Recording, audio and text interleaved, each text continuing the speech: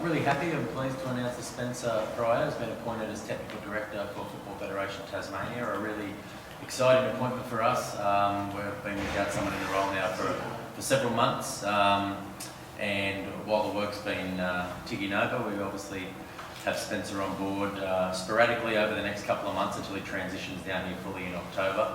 But just have someone of his quality, his background, his playing experience and his coaching experience is vital down here, and we see him working very closely with all our stakeholders, both from a talented player and player development point of view, but more importantly from a coach education and coach mentoring role, which is very exciting. And we're excited to have Spencer on board. It's a huge, vote of confidence in what we're doing down here, to have someone of his credentials applying and committing to the role, and we see it as a very exciting time moving forward after what's been a very good year this year. I think his personality, apart from his credentials, it's very important you have the right person that can engage with all stakeholders at all levels, and I firmly believe Spencer can do that, and that's an important trait to have. The football stuff and the football knowledge looks after itself, but it's very important to have the right person that is an engaging person and is able to really take people on the journey with them, and that's something I believe Spencer can do. I'm really looking forward to the challenge. It's something different for me. Having moved from coaching now into a technical role, I think it's something different, but really looking forward to getting engaged with all coaches and players in Tasmania. As John said, right across the board from junior to seniors. Yeah, moved over from the UK 2006, went in, started working with a local club in Sydney as a coaching director, dealing with kids. Then got on a skill acquisition trainers course, so I'm one of the skill trainers.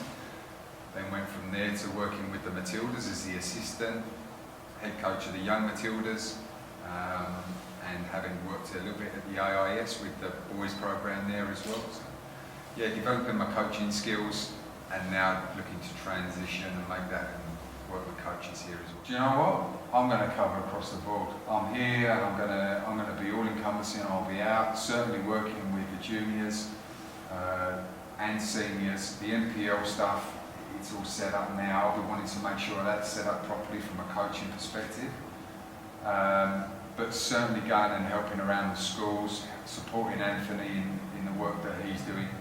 I think it's really important to say thanks and recognise what Mike Edwards and they may have done in the absence of a TD. I think that's really important, that they've sort of bridged that gap and helped fill them holes. But now I'm coming on board, certainly from the end of October.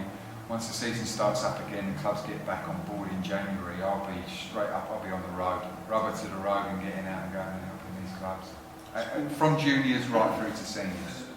John highlighted, I think the important thing for me will be to get rubber to the road, go up north, be down here, be working engaging with clubs, the coaches, finding out what it is that they actually want to help them, make them better coaches. Getting out on the park with them, I think that's really important. It's not just sitting here in rooms, giving presentations and then letting them do it all themselves. Going out on the park with them, working, making better coaches. Making sure that we try and engage with them to follow the national curriculum, giving them the support that I think that they need so that they can help develop better players. Having come down here only a couple of days, from what I've seen, the infrastructure is generally there. Having come from Sydney, where it's a constant battle to get pitches, it seems to be a little bit better down here, so it doesn't seem to be such an issue. It's them, what they do once they go on the pitch, that's going to be my key thing, to make sure that I give them the support that they need. What do you think we need to build on? Anything that you've seen?